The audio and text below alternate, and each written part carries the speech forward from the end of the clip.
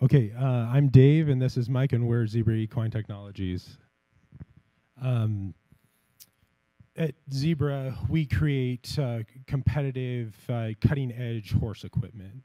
And horse boots are the most residually purchased protective piece of horse equipment by horse owners.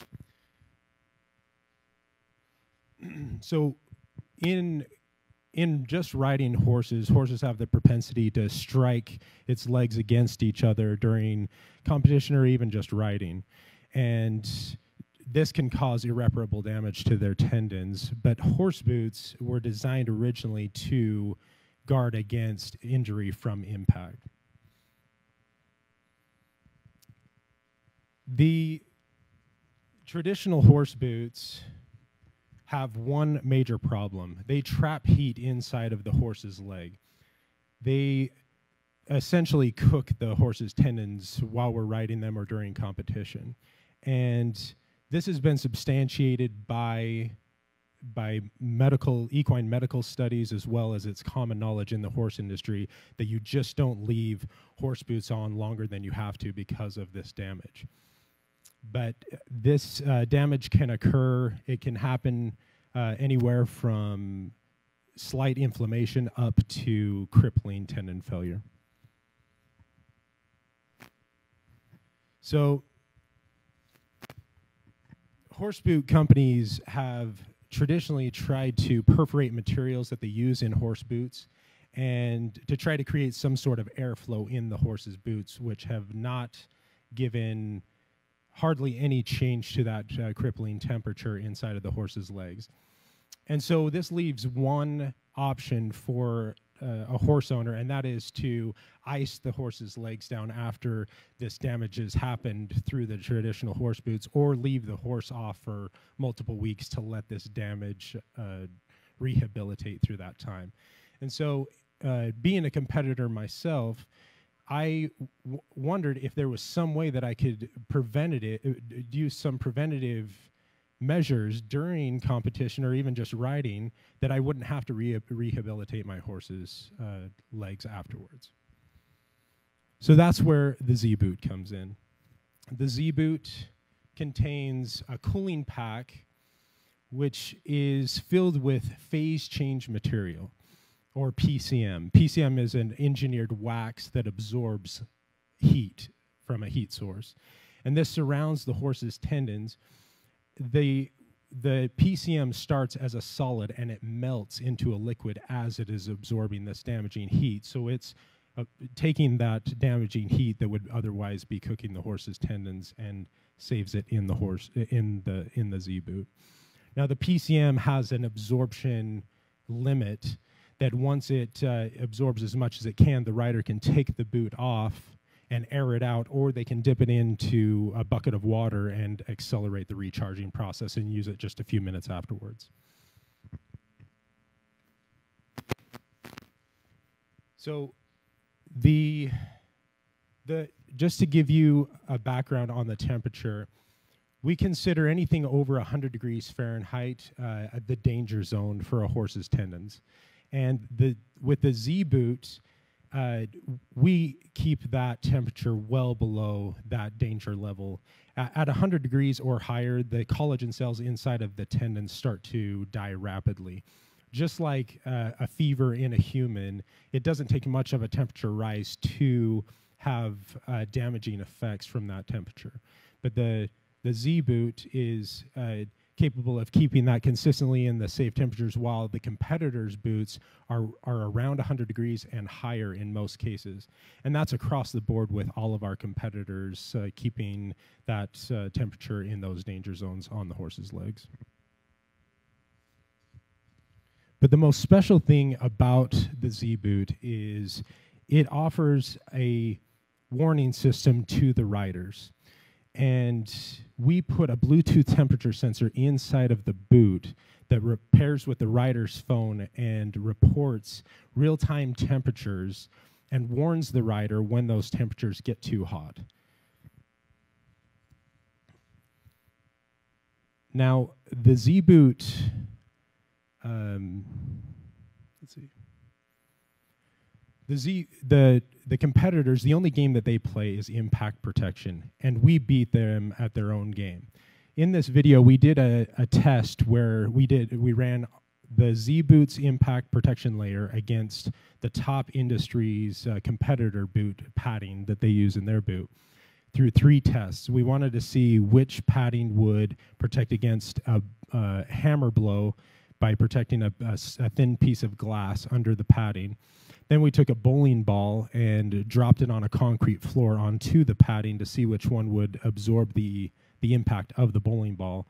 And then we put it over a concrete slab to see which padding would protect the concrete slab against the bowling ball dropping onto it. So,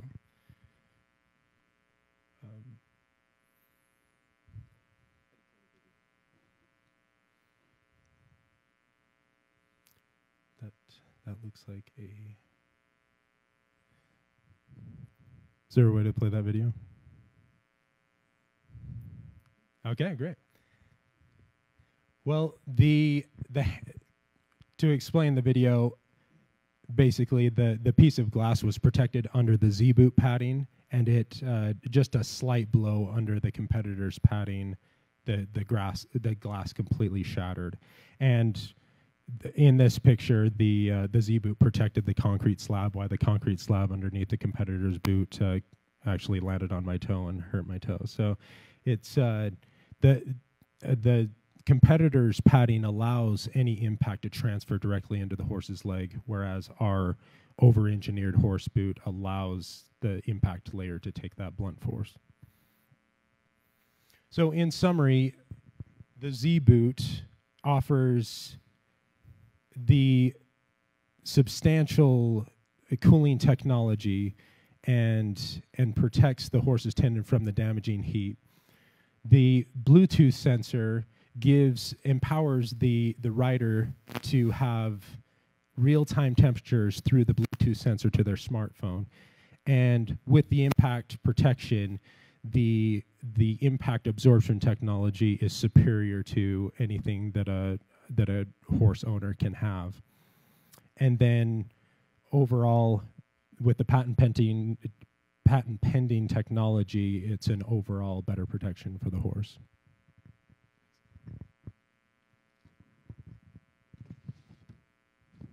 Thanks, Dave. I appreciate that. So I'm now going to tell you about the amazing market. I'm now going to tell you about the amazing market that we're about to go into and dominate. So there are almost 10 million horses in the United States, with a few million outside in other countries. Horse boots are, like Dave said, are one of the items that horse owners buy most often on a recurring basis. In fact, most horse owners purchase about 2 pairs of horse boots per year per horse. And the reason why is because, think about it, horse boots are in an extremely dirty, muddy, mucky, rambunctious environment. And no matter how well you build your horse boot, eventually the owner is going to get tired of scraping mud off of their old dirty boots. And to add to that, horse boots have an aesthetical value to the horse, and the owners like to keep them nice. And that's why they come in different colors. We've got, these are just a couple of the colors that we offer on our website. So not everyone uses horse boots. Some horses are used for ranch riding and just kind of casual trail riding and dude ranches. But we conservatively estimate that the market is about $12 to $16 million per month for horse boots. Now, we understand that this is a niche market. We aren't going after a worldwide audience, and that's okay. The thing about our competition is they are moribund and stagnant. They have not innovated in decades. If you go down to Cal Ranch and buy a pair of horse boots, that pair of horse boots will be identical to the ones they were selling 30 or 40 years ago. And we feel that by combining superior products with cutting-edge technology, that we can dominate this vertical industry. Something that is a side note, but interesting about our customer, is they usually have expendable income. horses are extremely expensive, and they're very expensive to maintain. And a horse owner usually doesn't balk at buying a higher quality product to protect that expense, that investment. We feel like, as a company, we feel it's important to maintain firm roots in the traditional equine world, while also understanding something that our competition ignores, and that is, even though their products haven't changed, their market has changed drastically. The customer has changed drastically. The average cowboy or cowgirl has a smartphone in their pocket and are wearing a smartwatch while they're riding a horse. And we feel that just like wearables have really taken off for humans, that there's a huge opportunity to introduce wearables to the equine world and dominate that industry in that way. So as a company, we have already created a marketable version of the Z-Boot. This is it. And in fact, this is actually kind of a refined second version based on previous field testing and customer feedback. And we are selling and fulfilling orders right now off of our website. We started to do pre-sales earlier this year and then started regular sales in October. And although still modest, we doubled our sales from October in November. And being halfway through the month now, we are on track to double our sales from November in this month in December. And about 10% of our customers have already come back to reorder product. We were producing the boot in China, but because of the Trump tariff, that made it financially impossible to continue that. So we moved almost all of our manufacturing to the United States. And we currently do the final cut and sew assembly in-house with our own sewers right here in Utah. And to our knowledge, we are now the only horse boot that is made in the USA for American cowboys and cowgirls. And as we can see here, we are, without asking, we are getting some pretty fantastic organic customer reviews. People post on our page and post on their pages and tag us. And anyway, we're surprised with how well it has been accepted.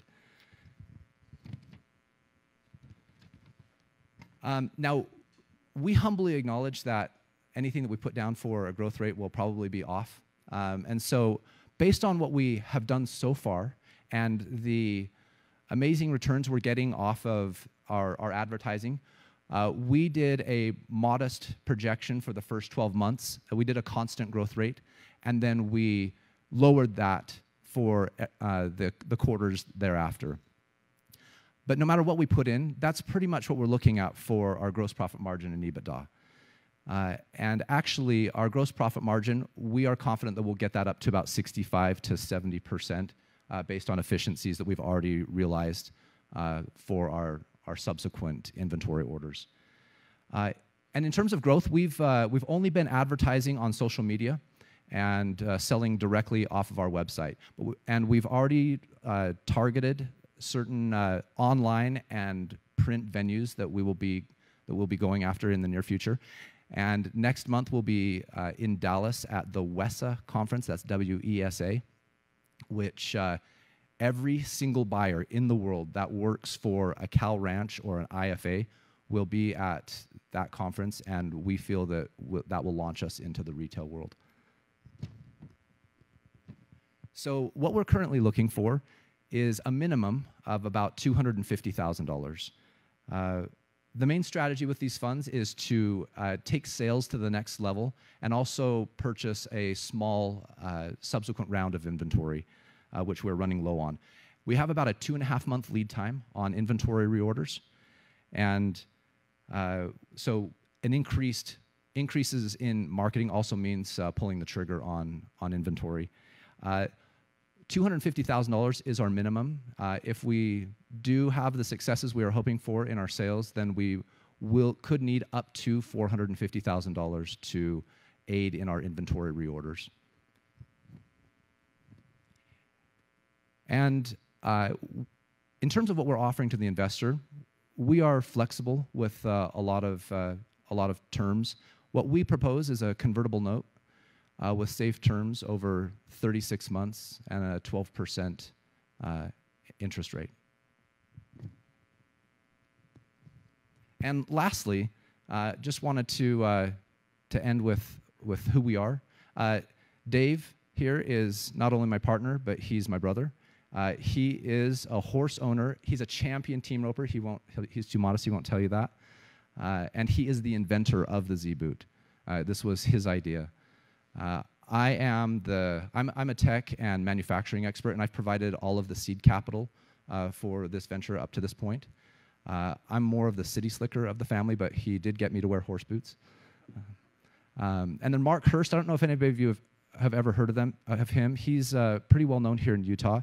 He is a branding and marketing genius and was actually the creator of Utah's Life Elevated brand. That was kind of his final project, but has worked with many Fortune 500 companies and is on our cap table to help us make Zebra an awesome brand. Anyway, thank you very much. Okay, Mike and Dave, we're going to open it up to questions right now. And just as a reminder to everyone here, per COVID, we'll just hold the microphone for you and feel free to ask your question when it's brought to you. Raise your hand.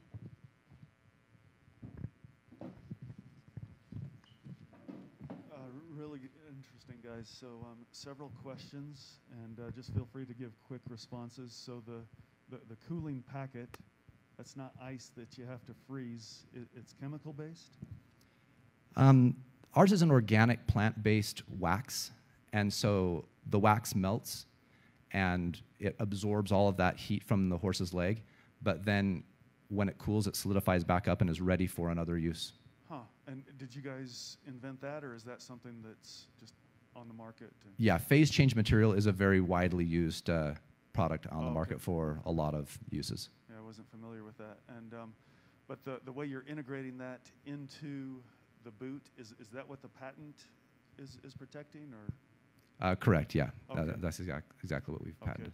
And nobody else is doing anything like this? You cannot find anything on the market that is available that does what we do.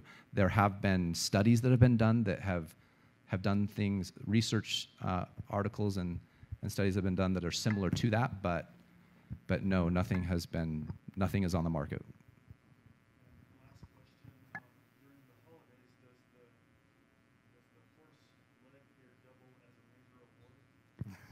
It could be a trophy. We'll talk about that. Depends on if you invest, you know. All right, thanks. Great job. Thank you. A couple of quick questions.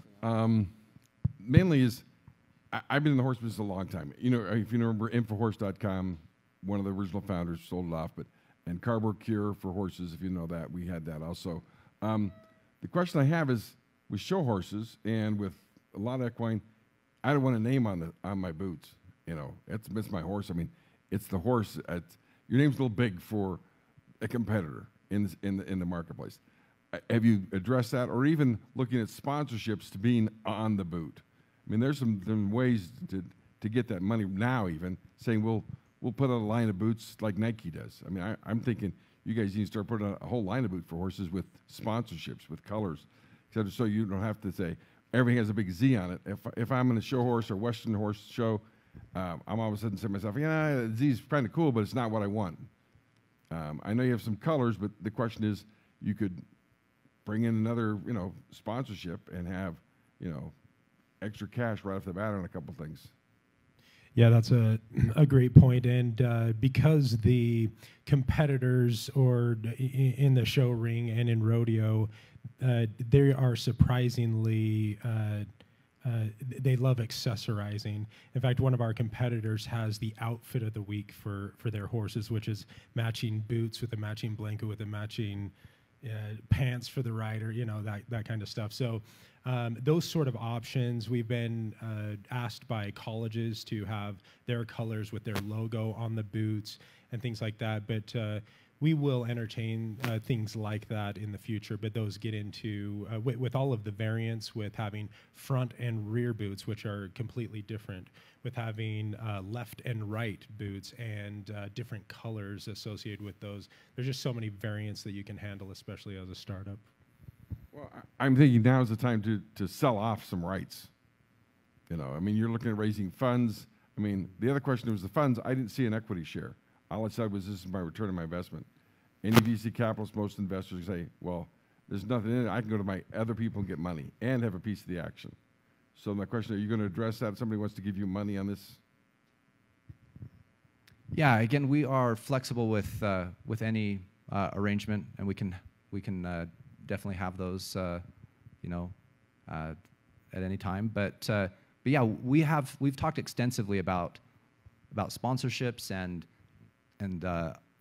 exactly what you're talking about, and we do plan to do all of those things. We in some of our initial searches, we haven't determined that some of those selling off rights and things like that have proven to give us what we need as a startup. So we kind of haven't revisited that again, but definitely willing to. It's a fantastic suggestion. I know the horse market is. I mean, your numbers are low. I mean, you know, just if one of the things you should have put up there is how much money an average horse owner makes, just to sustain. I mean, it's, you know, $600 a month to keep the horse in Florida, so it's expensive. The question I other have is, you know, there's some other options to look at. I mean, yeah, zebra's great, but you could actually sell this to somebody like, and I'm being out of the box, Nike, and say, Nike can produce this. You just sell the rights to it all. They can step into the horse arena, which they'd love to do, you know, mass produce. You could walk away with a lot of cash, huge amount of things, and a percentage, let them take it over and just have Nike for horses. I mean, this is some really, because it's a huge market. Yeah, let's talk. I'm fully open to that option. I like Nike. Okay, I'm going to check the online here. What is the max order you can produce at this time? The max, well, we have 500 boots in inventory. Anything that's funding our current online sales, and anything beyond that, we're looking at doing a pre-order and then sending it off for manufacturing and waiting a couple months for it to get back. But we can do any size. If it can be 1,000 or 25,000, we can handle it.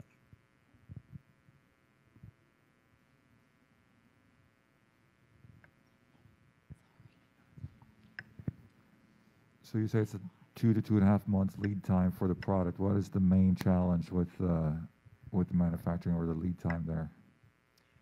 So the main challenge is the cooling pack. It has never been done before, and it's obvious why. I think that there are probably just a handful of manufacturers in the world that can build the cooling pack from start to finish. And the neoprene shell and the padding on the outside, we're only looking at about a month on that piece. But the cooling pack has to have layers to be laminated. Spandex has to be laminated. We have to get the sensor made in time, and hopefully there aren't any back orders on resistors or batteries or things like that. We send that to Illinois where we have that manufactured, and then they finally do the process of putting the sensor in the cooling pack, sealing it together, die cutting it, and then finally sending it to us for the final cut and sew. So that's the biggest piece. Do you expect that lead time to go down with higher volumes, or?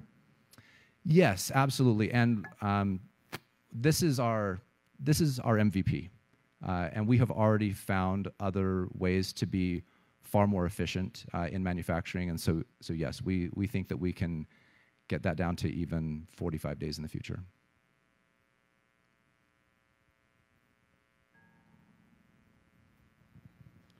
I don't remember if I saw it on the slides, but did you talk about your price versus your competitor's price? How do they compare? Good question. We had that on a previous slide, and an investor told us to get rid of it when we presented it to him. So I guess everybody's different, right?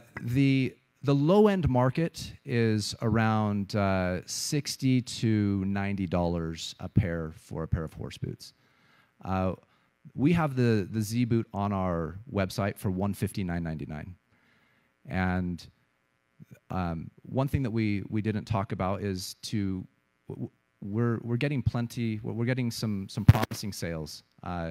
In fact, we had a sale at $99 for the Z boot, and we had a mentor tell us raise your price, and so we put it up to what we were planning to do, $159.99, and sales have actually increased, and so has profitability.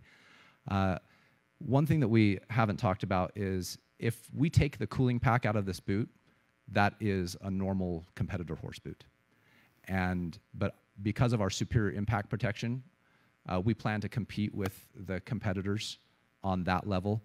That one will be probably more around $90 to $95, kind of the high end of the regular horse boot market. So we plan to, and it's a lot higher profit margin. The gross profit is higher on that. Because just my thought along with that is when I go onto your website, can you, because you said people buy these like throughout the year, right? Can you buy like just the guard without the cooling pack? I mean, do you need to keep buying the whole thing with more cooling packs, and then you could sell more at a cheaper price once they've bought the cooling pack itself? Yeah, right now you can only buy the Z boot, but we plan on offering shortly what we're calling the Shields boot, that is kind of that regular without the cooling pack boot. So yes, that will be available very shortly. And the nice thing about offering that boot is it doesn't really add to our production costs at all. We just have to not include the cooling pack. Is there any significance to the zebra name? And if so, what is that?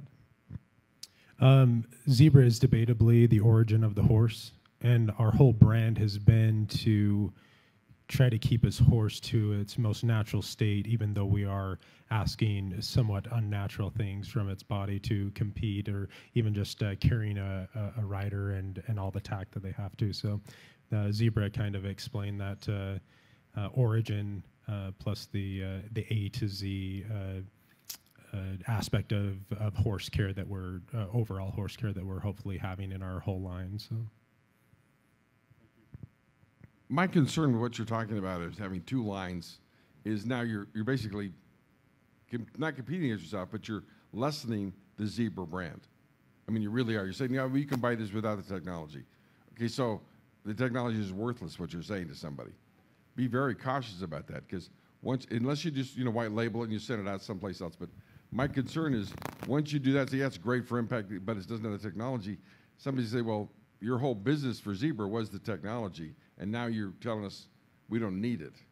And I kind of worry about that as the Zebra. Now, it's like you said, you can rebrand a different name, put a different, spin on it, but be very cautious about that. I mean, I see that in companies that, well, we can offer this lesser value and make some money on this, but then everybody dies.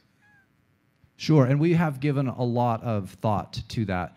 Mark, who's on our cap table, has a lot of opinions about that. And we want to do that the right way. Mercedes has their top-end brand, but they also have the C-Class. And so we plan on being careful with it, but keeping it like that. I think that we... That took them like 70 years to get down. I mean, it took a long time to come up with C-Class.